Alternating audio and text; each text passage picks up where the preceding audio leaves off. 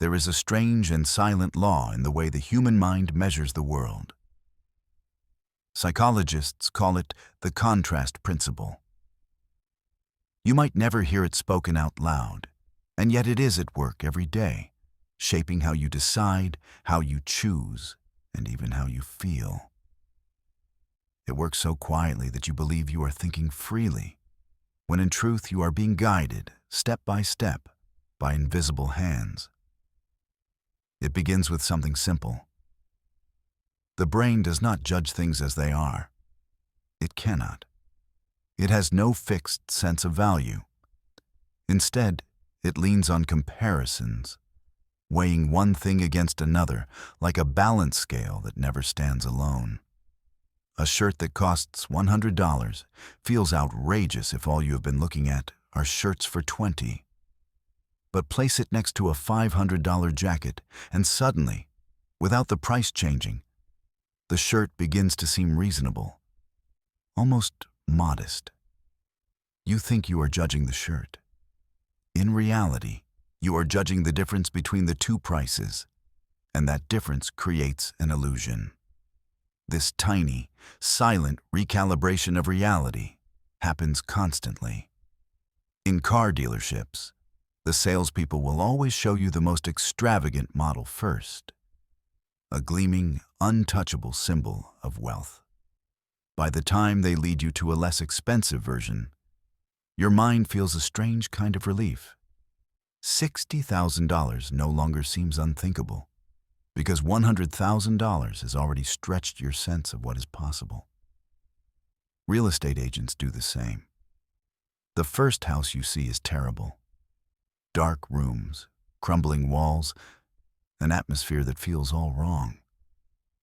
And then, the second house looks like a dream by comparison, though if you saw it alone, you might not want it at all. You think you have escaped a trap, but the trap was built into the sequence from the very beginning. This pattern extends far beyond buying things. It slips into negotiations, politics, and even relationships. A company may announce a cruel new policy: longer work hours, fewer benefits, terms so severe that no one would ever agree. Anger rises, resistance forms. Then, as if listening, management introduces a second policy, still harsh, still unfair, but softer than the first. Suddenly, the employees breathe easier.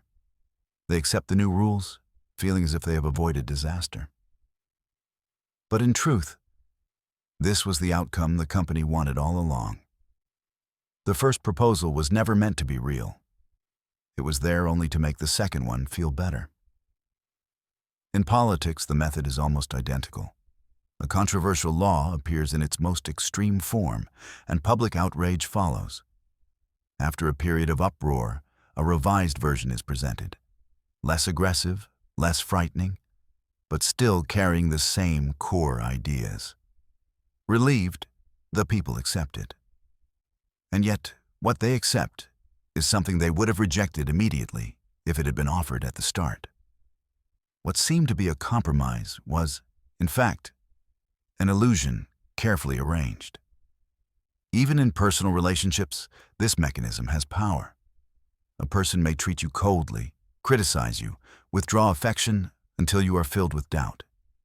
Then, unexpectedly, they offer a small kindness, a gentle word, a brief smile, a gift. That one gesture feels enormous, radiant, because of the shadow that came before it. You hold on to that kindness as proof of hope, not realizing that your standards have been lowered without you ever noticing. This is why the contrast principle is so dangerous. It does not look like manipulation. It feels natural. It feels like the simple act of choosing. And because it feels like your own decision, you do not question it. You trust the relief that comes after the first unpleasant choice, not understanding that relief was manufactured for you. To see it, you must slow down. Step out of the frame. Ask yourself, if I were to judge this option by itself, without comparing it to what came before, would I still choose it? Would it still feel good or safe or fair? That single pause has the power to break the spell. Without the contrast, you see things as they really are. The contrast principle changes how we spend our money, what we believe we deserve, the rules we agree to live by, even the relationships we choose to stay in. It has the power to make something wrong seem right, simply because something worse stood beside it. And in the quiet, soft spaces of thought, that is a lesson worth remembering. Not everything that feels like relief is freedom, and not every choice we make is truly our own. There is a form of control that does not come with chains or threats, that leaves no marks on the skin and yet can hold a person for years. It is called emotional blackmail. To those who live inside it, it rarely feels like manipulation. It feels like love, like duty, like something they owe. And that's why it is so effective. At its heart, emotional blackmail is built on three emotions: fear, guilt, and obligation. A parent might say, "If you leave me, I don't know how I will survive." A partner whispers, "If you loved me, you would never question me." A friend sighs, "After everything I've done for you, you owe me." These words do not ask. They bind. They build a cage from feelings that are supposed to be safe. It begins with a demand, sometimes spoken, sometimes hidden beneath gestures and silences. The manipulator wants something: attention, compliance, obedience. But rather than asking for it openly, they create a trap. The second step is the pressure. If you resist, they grow hurt. They act betrayed. They raise their voice or fall into a heavy silence. They make you believe that your boundary is an act of cruelty. Finally, they offer you an escape. Give in, agree, surrender. And the tension vanishes. Relief washes over you. But it is a relief with a cost. Every time you comply, the cycle grows stronger. What makes emotional blackmail so dangerous is that it twists love into a weapon. We care about those close to us. We do not want to hurt them. And so, without even realizing it, we bend a little more each time. We tell ourselves that it is temporary, that we are being kind, that it is better not to fight. Yet step by step, the circle closes. We lose track of where they end and we begin. This tactic has existed as long as there have been people. Entire families are ruled by a single voice that punishes with silence. Whole organizations have been built on the idea of loyalty as a debt you can never repay. Even in organized crime, this principle is alive. A small favor is given, a sense of belonging is created, and then the weight of that gift becomes a chain. You owe us. You cannot refuse. You cannot walk away without shame. The effect is the same in a quiet home. A partner threatens to leave, to withdraw love, to make you responsible for their sadness. A child grows up learning that any act of independence is an act of betrayal. And over time, the lines blur so completely that saying no feels dangerous, almost cruel. It feels like breaking something sacred. To escape emotional blackmail is not simple. The trap is not outside, it is inside. It is in the way your own emotions have been turned against you. The first step is recognition. Ask yourself, if I remove guilt and fear from this moment, would I still make the same choice? The second step is refusal. Not angry, not defensive, but steady. You cannot reason with a trap. You can only step out of it. When you stop playing the game, the reaction is almost always the same. At first, they press harder. The silences grow longer. The anger burns hotter. They may cry, threaten, plead.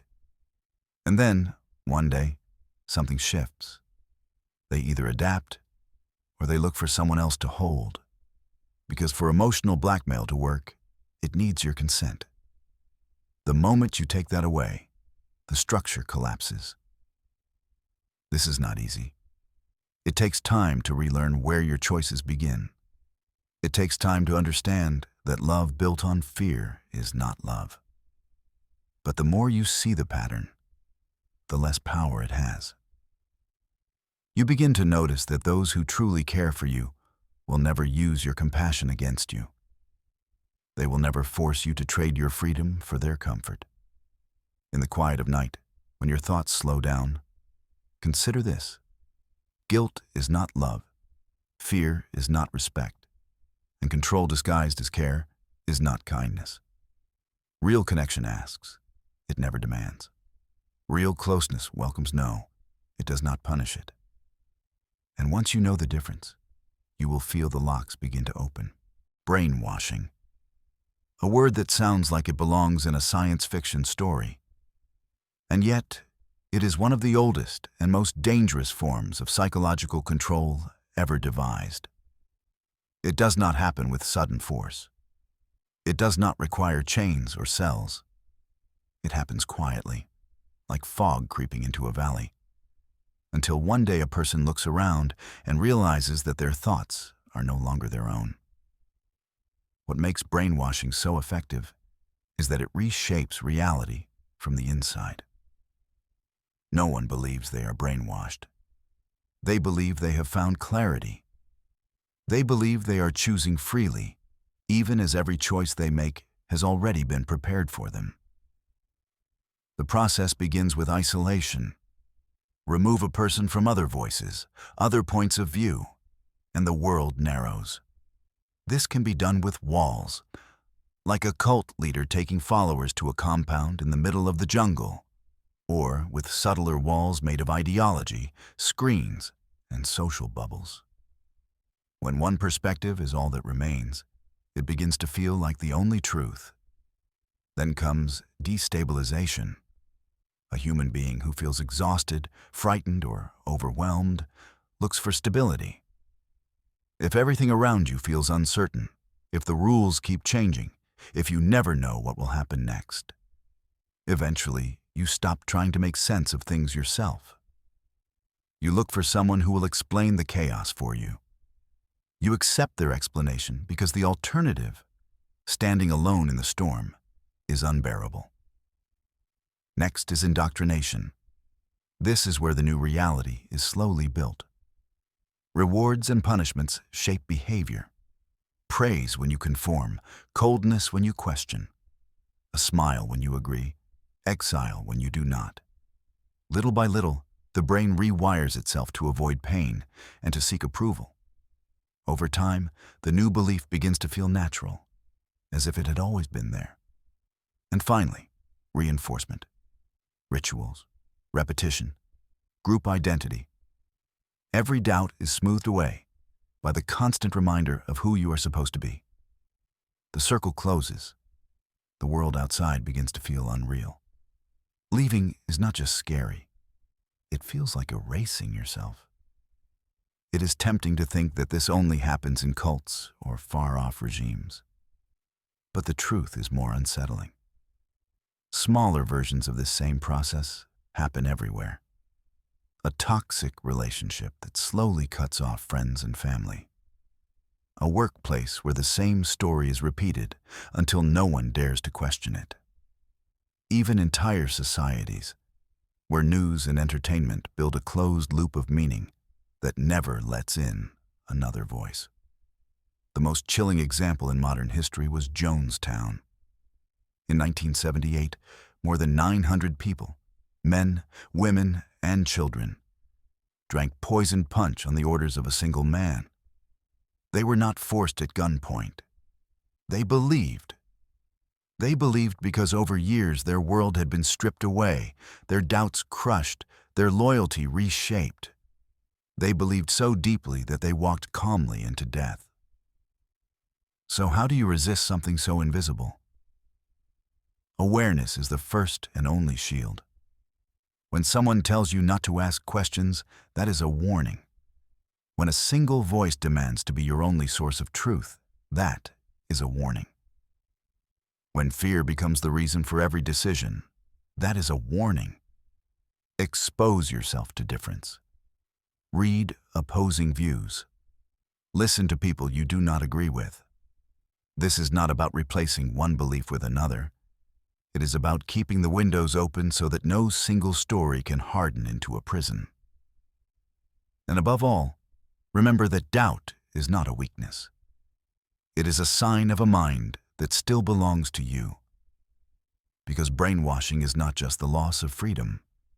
It is the quiet theft of the self. And once you give that away, even without noticing, it takes a very long time to find your way back. Playing on insecurities. Everyone carries them. Those small, invisible weights that live deep in the mind. Am I enough? Do they really like me? What if I fail? Most of the time, these questions whisper quietly, like background noise. But in the hands of someone who knows how to use them, they become chains. This is one of the darkest tricks of psychological manipulation. Taking the doubts you already have and turning them against you. The pattern is almost always the same. First, the manipulator learns where the soft spots are. They listen. They watch. They notice the things you hide, the subjects that make your voice tighten. Then, very gently, they press. Sometimes it's a simple comment. I'm surprised you managed to do that. Sometimes it's praise with a hook. That's good for you, though of course there are people who do it better. It feels small at first, so small that you think you imagined it. But small seeds, given enough time, grow. Once insecurity takes root, you begin to do the work for them. You doubt yourself before they even say a word. You wonder if you are falling behind, if you have disappointed them, if you need to do more. Your sense of worth becomes tied to their approval. And that is when the control begins. This tactic thrives in relationships. A partner who always hints you are not attractive enough, not smart enough, not as good as someone else. Over time, you stop questioning their behavior and start questioning yourself. The worse you feel, the more desperate you become for scraps of reassurance. When those scraps arrive, a smile, a kind word, a brief moment of attention, they feel enormous. You cling to them. In workplaces, the same dynamic unfolds. A boss might say, "Of course, there are hundreds of people who could do this better, but I hope you'll manage." They don't have to threaten. You will stay late on your own, trying to prove that you belong, until exhaustion becomes your routine. Even friendships are not safe. There are people who will keep you small so that they can feel large. A quiet remark about how you used to be funnier, cleverer, more interesting. And you, not wanting to lose them, adjust yourself again and again. But why does this work so well? Because insecurities cloud judgment. When the mind is full of doubt, it stops thinking clearly. Logic is replaced by a need for reassurance. And the manipulator controls that reassurance. They can give it. They can take it away. They hold the key. This trick does not just happen face to face. Social media has learned how to weaponize insecurities better than any individual ever could. Every carefully chosen image, every perfect life shown on a screen, whispers to you that you are behind, that you are not enough. And the same platforms that make you feel small immediately offer the solution. Buy this, follow that, change yourself. The cycle is endless. Breaking free begins with noticing. Ask yourself, when someone speaks to me, do I feel stronger or smaller afterward? Am I living to prove something to someone who never seems satisfied? If the answer is yes, step back. Their approval is not love. Their criticism is not guidance. It is control. The second step is to rebuild what they have taken. Self-trust. This is slow work, because when someone has been eroding your confidence for long enough, your own voice feels weak. But every time you remind yourself that your worth does not depend on someone else, you weaken their hold. And finally, the hardest truth. Anyone who truly cares about you will never use your insecurities as a weapon. Love does not need you to feel small. Love does not need you to be afraid. The world is full of people who will try to speak to the weakest parts of you. The task is to listen instead to the part of yourself that refuses to answer. Control, when it is absolute, rarely comes with chains. No locked doors, no heavy bars. The most powerful kind of control works in silence. It works by teaching someone to believe that they cannot stand without the hand that holds them. This is the slow art of dependence. It never starts loudly. At first, there is kindness, a suggestion, not a rule. Someone says, "You know, your friends don't really understand you the way I do." Or, "I just worry about you. Maybe stay close to me. It's safer." It sounds like care. And because it sounds like care, you listen. Little by little, the world outside begins to shrink. A friend's call is ignored because they don't get you. A family member feels distant because they're toxic. And before long, without realizing it, your map of the world has only one place on it: the person or the group that has been whispering these suggestions. Dependence grows when options disappear, not by force, but by erosion. Slowly, things you thought were choices begin to feel dangerous. The manipulator becomes the only safe harbor. Then comes the next stage. They begin to control the very air you breathe. At first, you think you are free. You can come and go, but inside, all decisions bend toward them. You want their approval before you speak, before you move. They have become the mirror through which you see yourself. The cruelest part? The victim believes it was their idea. Think of cults throughout history. Step by step, members are separated from families, from every familiar voice. Letters are read. Visits are watched. The leader becomes the sole source of truth. Without that leader, life feels impossible. Think of toxic relationships. A partner chips away at confidence, saying, "No one else could ever love you the way I do." They isolate, they scold, they protect. And soon, leaving doesn't just seem hard. It feels like a kind of death.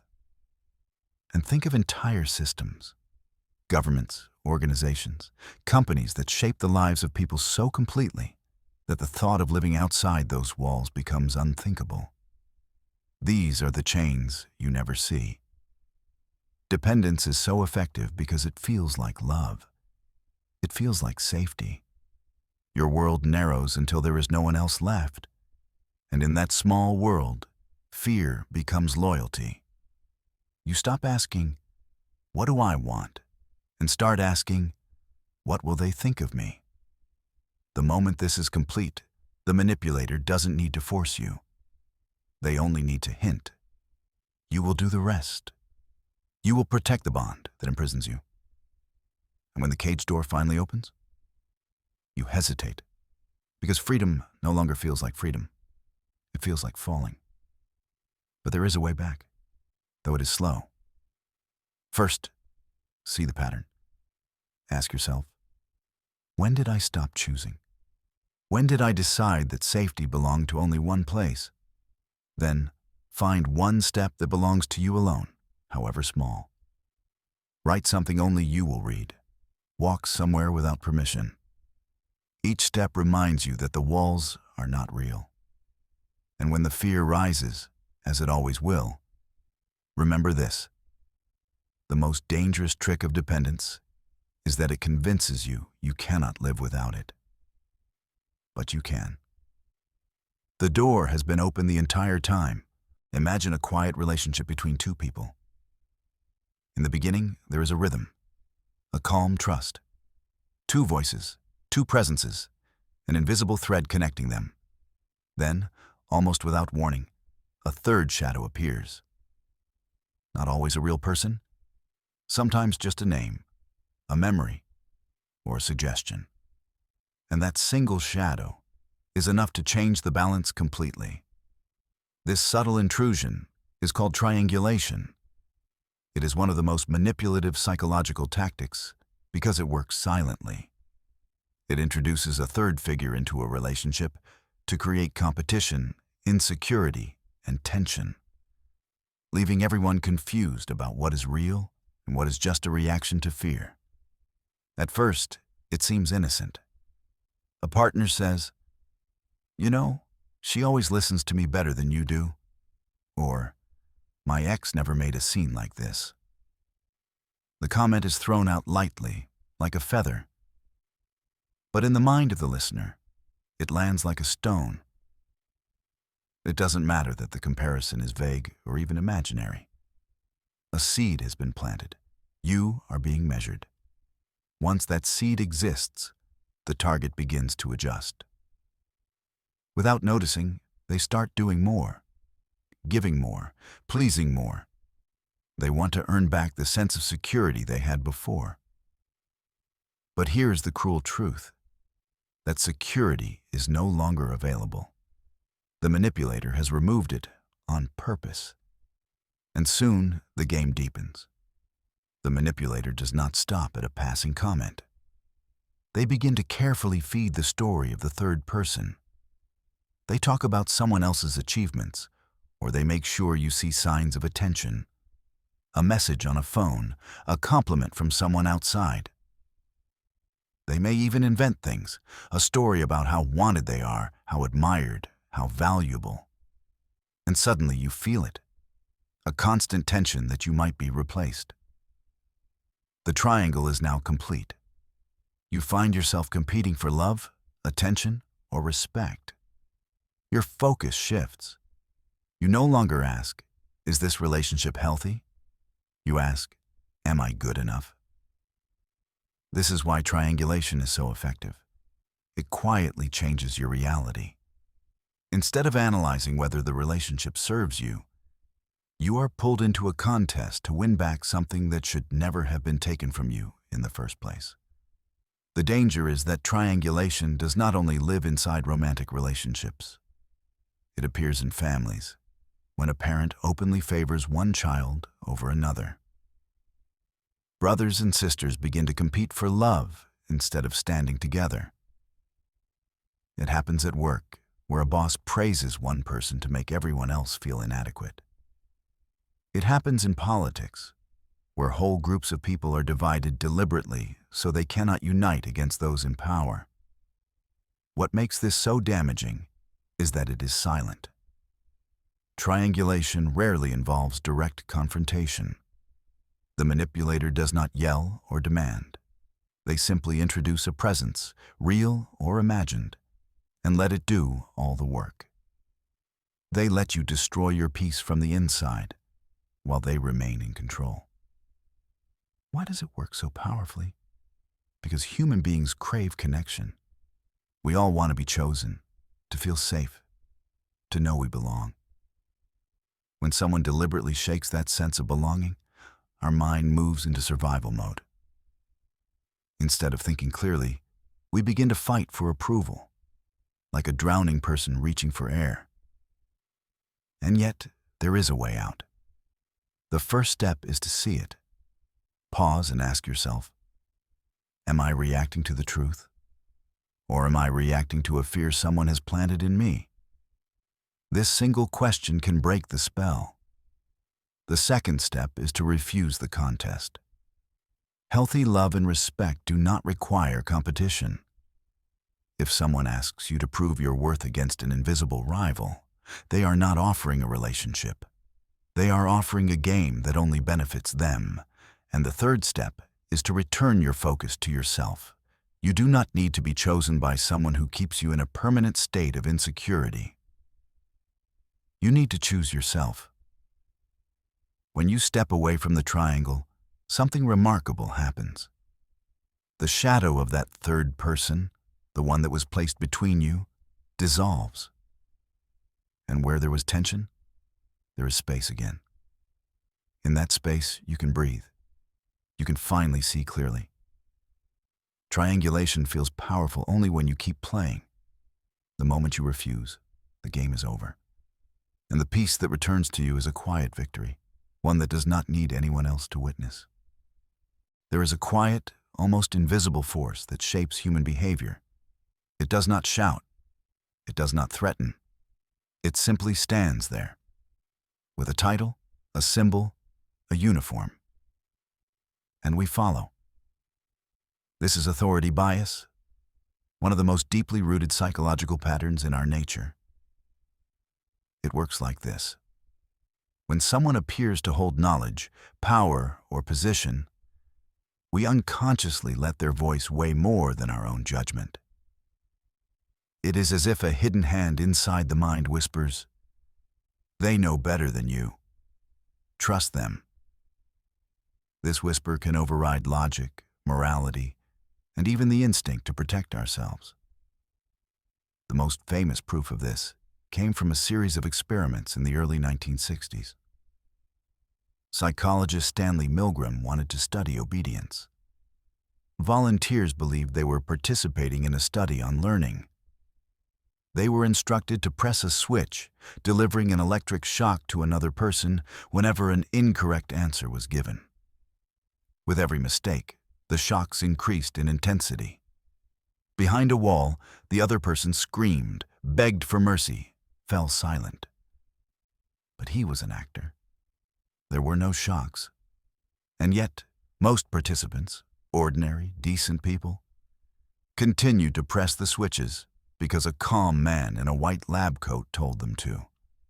2 out of 3 participants went all the way to the highest voltage, believing they might be killing someone simply because an authority figure said, "Please continue." This is the terrifying essence of authority bias. It does not depend on violence. It depends on symbols. A white coat, a title on a door, a confident tone that says, "I know what I'm doing." It is why patients accept a doctor's prescription without question, even when it feels wrong. It is why we believe headlines spoken on television by someone behind a desk. It is why people in companies obey policies that make no sense because someone at the top decided so. Most of the time, authority bias is not malicious. Society needs it. Without some level of trust and expertise, there would be no hospitals, no planes, no science. But in the wrong hands, this trust turns into a weapon. History is full of moments when authority was used to blind people. When power wears the right costume, it can make ordinary people commit acts they never thought possible. Wars have been fought, neighbors betrayed, injustices accepted. Not because people believed these things were right, but because someone they saw as an authority told them it was necessary. Even in smaller scales, the same mechanism appears. A boss using rank to silence questions, a cult leader using sacred symbols to claim they hold truth, a scammer dressing as a police officer to gain instant obedience. Why does it work so deeply? The answer lies in the way the human brain looks for shortcuts. Constantly questioning everything is exhausting. So the brain creates a rule. If someone appears to have more knowledge, trust them. And most of the time, this works. But when someone with authority becomes confident and absolute, the brain stops analyzing and simply follows. There is also another layer: fear. When authority combines with fear, obedience becomes almost unbreakable. The fear of punishment, the fear of being wrong, the fear of standing alone against someone who looks powerful. And so, with every yes, we sink deeper into silence. What can you do to resist this silent force? The first step is awareness. When you feel yourself agreeing simply because someone looks confident, pause and ask, if this person were not wearing a uniform, not holding this title, would I still follow? The second step is to remember that no human is infallible. Authority may hold knowledge, but it is still limited, still capable of mistakes. To question is not disrespect. It is the only way to keep power from turning blind. And finally, pay attention to how confidence can be manufactured. A tone of voice, a posture, a printed badge can all be illusions. People who wish to control others do not need to earn respect if they can simply appear as if they already deserve it. In the stillness of night, when you think of the choices you make, remember this. Many of those choices were not made in full freedom. They were shaped gently but firmly by the presence of someone who seemed to know better. Authority can be a guide, but it can also be a shadow that stands behind your decisions, unseen. When that shadow becomes visible, you begin to step out of it. And in that moment, the voice you hear will be your own. Calm, questioning, and finally free. There is a quiet, invisible power that does not strike like a hammer, but seeps in like mist, soft and almost imperceptible. It is the slow redirection of thought, the reshaping of belief, until a person begins to think thoughts that are not entirely their own. This is what we call mind control, not the fantasy of science fiction, but the slow erosion of self that can happen anywhere, to anyone. Unlike dramatic forms of coercion, real mind control rarely begins with force. It begins with the environment being narrowed. Step by step, the world around you becomes smaller. You are surrounded by the same voices, the same faces, the same messages repeated so many times that your own doubts grow silent. At first, it seems harmless. A group, a mentor, a movement that promises to make things clear. Then one day you notice that you no longer reach for your own opinions. They have been replaced by theirs. Fear is the oldest key to this process. When you are afraid, when the ground feels unstable beneath you, there is a part of the mind that longs for guidance. In that moment, a strong voice, a confident tone, feels like rescue. You lean toward the one who promises safety. They tell you who is dangerous, who is wrong, and slowly those ideas sink deeper than you expect. The fear never goes away, but it is tied to them, and that dependence becomes a cage. Repetition is the next tool. The human brain craves patterns. When a phrase or belief is repeated again and again, it begins to feel familiar, and familiarity is easily mistaken for truth. This is why propaganda works, why slogans are so short, why lies, spoken often enough, become reality in the minds of those who hear them. And once the rhythm takes hold, you stop questioning. Sometimes the change does not come from the outside at all. It comes from the slow wearing away of boundaries. A manipulator might tell you small things about yourself, frame your past in new words, hint that you are weaker, more fragile than you ever believed. If you hear it long enough, you begin to doubt your own memory, your own capacity to decide. And that self-doubt becomes the soil where someone else can plant their will. This does not only happen in cults or prisons. It can happen in relationships, in workplaces, in entire societies. When someone stops being encouraged to ask and is taught instead to obey, the change begins. Thought narrows. Choices shrink. The easy path is to let someone else decide. The Stanford prison experiment is often told as a story of cruelty, but it is also a story of mind control. Within a few days, normal students without threats or weapons became guards who humiliated others. The prisoners, also students, began to obey, to plead, to give up their own sense of identity, just because the walls and the roles told them to. It showed how quickly the mind can be reshaped by circumstance alone. The most terrifying part of mind control is that it feels like your own choice. You are not forced. You agree. You convince yourself that the path you are on is the one you wanted all along. And by the time you realize that something is wrong, if you ever do, the ideas have already taken root. They feel like your own. There is a simple way to guard against this, though it is not easy. You must question the voices that seem most certain, even when they comfort you.